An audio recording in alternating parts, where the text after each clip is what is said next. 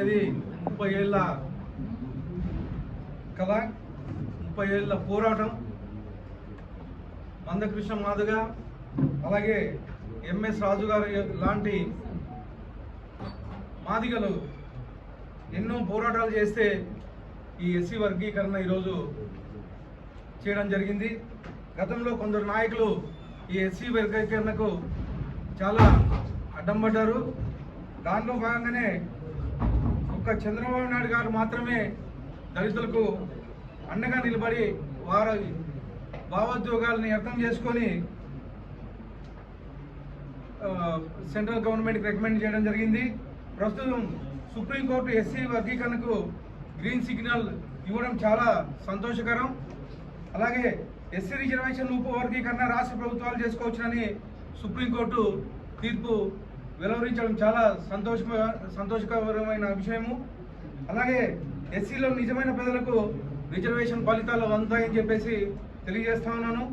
అలాగే ఎస్సీ సోదరుల కుటుంబాల్లో దీనిపై హర్షాతి వ్యతిరేకాలు వ్యక్తమవుతున్నాయి. వారి సంతోషం చూస్తుంటే మాలాంటి వారికి కూడా చాలా ఆనందంగా ఉంది.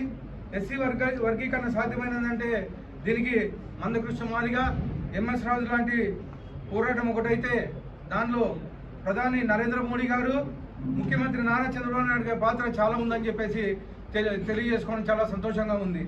అలాగే మోడీ ప్రభుత్వం గతంలో ఎస్సీ వర్గీకరణకు అనుకూలంగా నిర్ణయం తీసుకుంటే ముఖ్యమంత్రి చంద్రబాబు నాయుడు గారు ఉమ్మడి రాష్ట్రానికి సీఎంగా ఉన్నప్పుడే వర్గీకరణపై సానుకూల నిర్ణయం తీసుకున్నారని చెప్పేసి తెలియజేయడం జరుగుతూ ఉంది.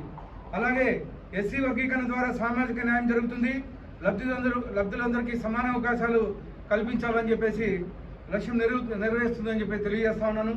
సుప్రీంకోర్టు నిర్ణయాన్ని మా ప్రభుత్వం త్వరలో అమలు చేయబోతా ఉంది. ఈ సంతోషమైన సందర్భంలో ప్రతి ఎస్సీ సోదరీమణులకు నా హృదయపూర్వక ధన్యవాదాలు తెలుపుతున్నాను.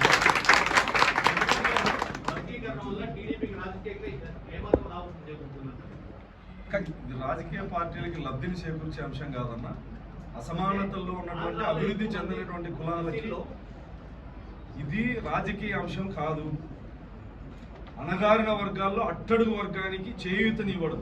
ప్రభుత్వ అధినేతలు ఎవరు ప్రభుత్వంలో ఉన్నా ఆ వర్గాలకు న్యాయం చేసేదానికి ఉండాల్సినటువంటి వ్యక్తులు గతంలో మాకు కొంతమంది మోసం చేయడం జరిగింది. గతంలో 99లోనే చంద్రబాబు నాయుడు గారు అమలు చేశారు. దాన్ని దేశం ఈరోజు స్వీకరిస్తుంది. ఇది రాజకీయ అంశం కాదు, సామాజిక అంశం.